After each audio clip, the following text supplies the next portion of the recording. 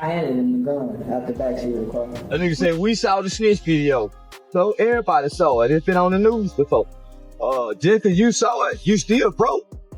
It don't change nothing. You still broke. I'm still rich. I'm still getting booked. It don't change nothing. 50 Cent's got zero filter, and now he's setting his sights on Charleston White.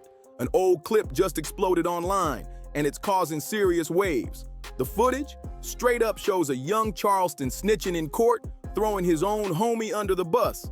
And it ain't no minor situation either. We're talking real consequences, real damage, and the internet is losing its mind over it. The clip came from back when Charleston was just 16, sitting in that courtroom, pointing fingers and dropping names like it was nothing. Everybody's seen it before you seen it. It used to be on the news. I keep telling y'all, I made the news before. All what y'all doing, people I already seen. And now, that moment's come back to haunt him. Big time. 50 caught wind of it and wasted zero time chiming in. He's going hard at Charleston, calling him out publicly and making it clear he's not here for the games. He attempted to stop Doolittle, White, and two other teenagers accused of shoplifting 3 sports jackets and a baseball cap from an Arlington mall in September of 1991. But Charleston, he's not hiding, not even flinching. He's out here laughing about it, standing on his past and doubling down in classic Charleston White style. Charleston White didn't just talk, he dropped bombs. In that resurfaced clip, he detailed how his boy, Antoine Doolittle, went way too far during a robbery gone wrong. It all started when the crew tried to jack some coats and hats from a department store. Michael Levy, an employee there, stepped in to stop them. And that's when things spiraled out of control. Instead of cutting their losses, they got reckless, tossing stolen clothes out the window like it was some kind of game. Said, look, you shot. What did he do? Started laughing. But it didn't end there. According to Charleston's own words, that's when Doolittle pulled a weapon. And right there in 1991, Michael Levy was gone, just like that. And Charleston, he wasn't just watching from the sidelines. He admitted he handed Doolittle the weapon that night, basically setting the whole thing in motion. Yeah, Doolittle pulled the trigger, but Charleston helped make it happen. Then he went and told the court everything, detailing the convo they had right after the chaos. And get this, he even laughed about it later, saying, look, he shot. Like it was no big deal. That cold attitude shocked everyone. But the real heartbreak? Michael Levy had just gotten married. 4 days. 4. His wife thought they had a lifetime ahead, and instead, she was burying her husband before the honeymoon even ended. Completely devastated. And Charleston didn't stop with just one name. He testified against 3 of his friends in total, and those words helped lock them up. In the end, Charleston White got slapped with 12 years for his role in that deadly mess, but somehow he still came out lucky. While his boys were doing hard time with no way out, Charleston had his record sealed.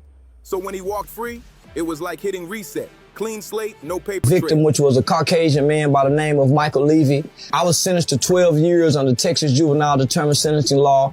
My 3 co-defendants, all of them was tried as adults. They were 15 and older. I was 14. So I went into a boys' home. That was co-ed with boys and girls. So I spent my entire youth, my entire teenage life from 14 to 21 in the boys' home. When I got out at 21, my record was sealed. So there's no record of me ever being in trouble for that. Meanwhile, the others were still stuck behind bars paying full price. So when that old courtroom footage hit the internet, oh, it blew up. People were quick to slap the snitch label on him, and they weren't holding back. Social media lit up like wildfire. Memes, call-outs, think pieces. Everybody had something to say. But Charleston, he was cooling. Zero shame, zero apology, just pure jokes. He jumped online, cracking up and brushing it all off like it was nothing. Said he wasn't losing sleep over none of it. And even joked he might turn the whole thing into stand-up material. Real bold. And he didn't just stop there. Charleston doubled down. I ain't friends with nobody, he said, loud and clear. He stood 10 toes on it, making it clear he meant what he did and he'd do it again. No hesitation. See, Charleston's been telling folks for a while now. I don't recommend doing a life sentence for nobody. It's no honor amongst thieves. So why do I have to be honorable amongst thieves? Why? We all criminals and crooks. He don't live by that no snitching street code. He's not out here catching charges to protect anyone's rep. That loyalty over logic thing? Nah, he's not buying into that. His whole mission? Flip the script, shift the culture, even if it means exposing the same people he once ran with. To him, doing time for the homies is just plain stupid, and he's not afraid to say it out loud. "We all criminals and crooks," Charleston White said in one wild interview. But then he flipped the script fast. "I'm a citizen now. I'm a police ninja," he declared. And no, he wasn't joking. He said he votes, helps with elections, and even clowned about being the last one dropping off ballots on election day. "You damn right I'm a police ninja," he said with pride. "I'm grown, I'm 40, I can't be sitting in jail at 50 for nothing." And trust, he meant every word of that. Charleston don't play the street loyalty game. He said point blank, if it keeps him out of jail, he'll snitch on anybody. And he's not ashamed to say it. That's the code he lives by now. No street code, no silence, just self-preservation. Lately, rumors been flying that Charleston might have had a hand in getting Brick Baby picked up by the feds. And instead of denying it like most people would, Charleston jumped online and bragged about it. Apparently, Brick Baby made himself a target when he filmed a video down in Houston, flashing stacks and talking reckless, even mentioning putting a hit on Charleston. But Charleston wasn't about to play tough guy. He hit up the feds immediately and let them know what time it was. Claimed he's even got connects in law enforcement on speed dial. And that's not even the wildest part. Last year, word got out that Charleston might have called the cops on Boozy Badass too. I made a federal report. First, I called Houston and made the report to Houston, but I did this through my law enforcement. Fans said Boozy allegedly threatened a Memphis promoter who had booked Charleston, and Charleston wasn't about to let that slide either. He never fully confirmed it. But once the rumors hit the internet, fans were quick to slap that rat label on him again. Still, Charleston didn't fold. Not even a little. He's been saying it loud for years. He ain't out here to protect no street code. He's out here to protect himself. But that doesn't mean the internet's letting him slide. Not even close. Why? Because while Charleston swears up and down he's not a rat, folks online are calling major cap, and the receipts, they're coming in heavy. People are dragging him as a walking contradiction, saying he talks like a civilian but moves like a snitch. But Charleston, he's already clapped back at all of it. According to him, the difference comes down to motive.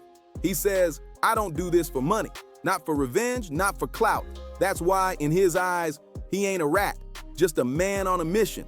And believe it or not, he's been putting in work behind that mission. After he got out, he didn't just disappear. He hit the streets with purpose, speaking to at-risk youth, pulling up at schools, juvie centers, community events, telling his story raw, hoping to steer the next generation away from that same dark road he once walked. And that's not all. He helped kick off a program called Hype, mentoring kids who are right on the edge, caught between gang life and the system.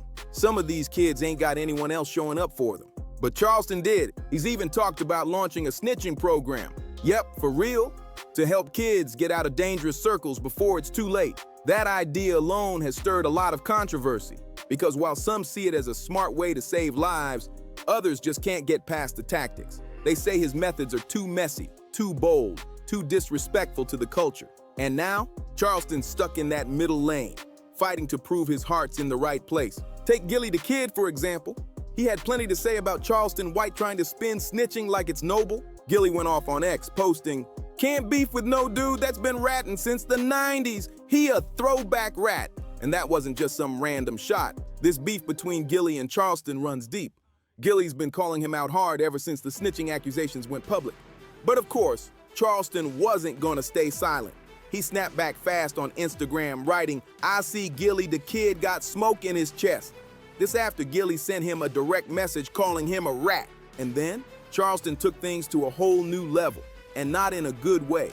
He clapped back with a post that shook everybody, saying, "May his son rest in peace, and the killer be forgiven by God and live a long life of redemption."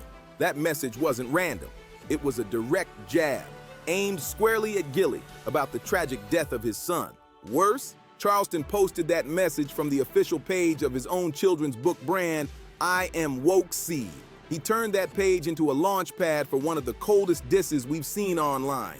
But he didn't stop there. Charleston dropped a full video with a chilling caption, "You still talking street after they unlive Junior. I'm disappointed in you, sir." And the video, way past the line, Charleston mocked the death of Gilly's son with no remorse. Said, "You got a dead son and you talking about snitching?" Then he mimicked the tragedy, even imitating the shooting, saying, "Pow! That dude shot your son in the head, boy. Unlip, pow! Young Gil got shot." He even mocked Gilly and Wallow's grief, imitating their pain, saying, "Oh, my son got killed." The internet couldn't believe he went that far. It wasn't just disrespectful, it was savage, raw, ruthless. And the wildest part, Charleston still didn't flinch, not one bit. He was crying. "Now you talking about snitching? You right, I'm a law-abiding citizen. That's why your son got unlet." That's what Charleston White actually said, out loud. No filter, no shame. It was straight up cold. And honestly, the fact Charleston went that hard just because Gilly called him a rat? Yeah, that hit a nerve for real. He tries to act unbothered, like it's all laughs and trolling. But the way he spiraled, that rage wasn't just for show. And then there's 50 Cent. And if there's one thing we know about 50, he's got zero love for anybody even smelling like a snitch. He's been crystal clear about that for years. Just peep how he's been dragging Big Meech lately. Calling him out, roasting him nonstop, and putting his business out there for the world to see. No chill, no mercy. So when 50 started trending again over the Meech drama, guess who slid in to grab the spotlight? Charleston White, of course. He pulled up on the Danza project and gave his take.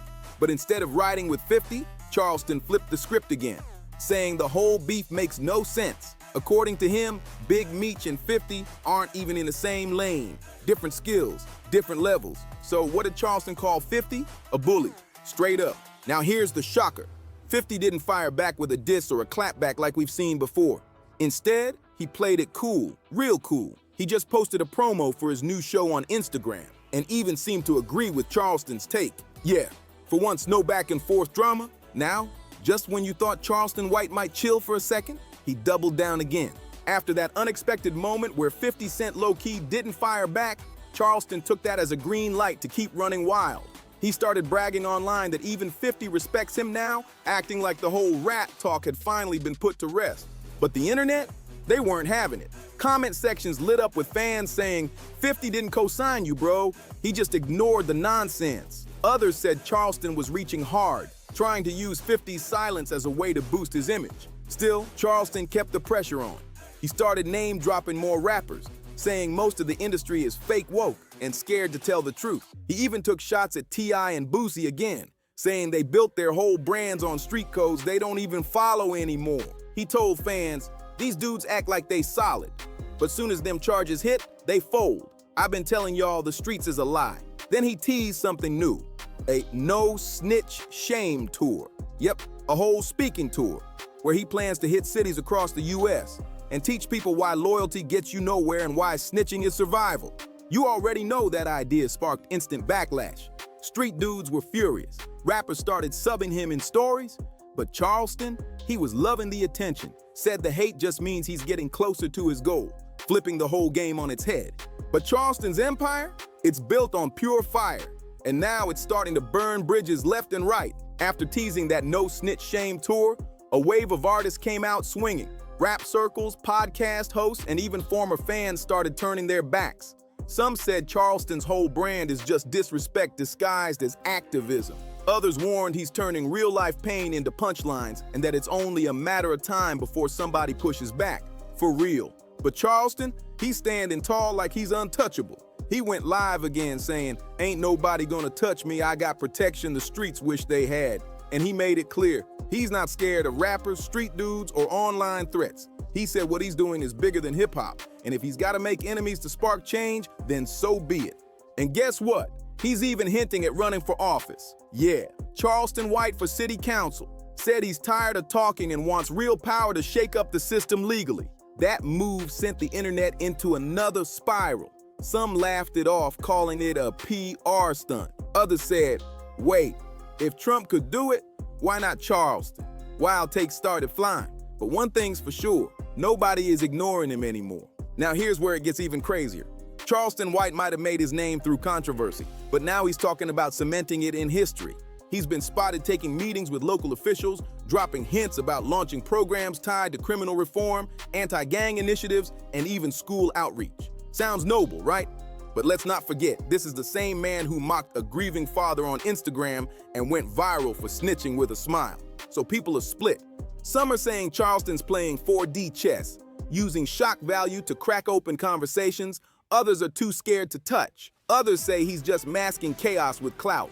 And once the cameras stop rolling, there's no real change happening behind the scenes. Still, Charleston's not letting up. He's claiming he'll outlast every rapper, influencer, and fake activist out there. He said, "I'm the only one telling the truth. They just mad it ain't coming from someone they respect." Looks like Charleston dodged a bullet, for now. 50 Cent's too busy cooking somebody else to clap back, but let's be real. Charleston's name is still in everybody's mouth. He's out here doing what he does best, stirring the pot, ruffling feathers, and keeping his title as the king of online chaos. And trust, the internet is watching his every move, hard. They're not cutting him any slack no matter how loud he claims he's trying to change the game. And let's be clear, just because Charleston talks about uplifting the community doesn't mean he's toning it down. Not one bit. He's still wild, still reckless, still unapologetic. That's just his brand now. But here's the real question. Is Charleston White truly trying to shift the culture, save the youth, and flip the script? Or is all this just smoke and mirrors, another masterclass in calculated clout chasing? If you made it this far, sound off in the comments. Is Charleston White really building something bigger or just keeping the chaos alive for clicks? Make sure to like, share, and subscribe if you want more deep dives like this.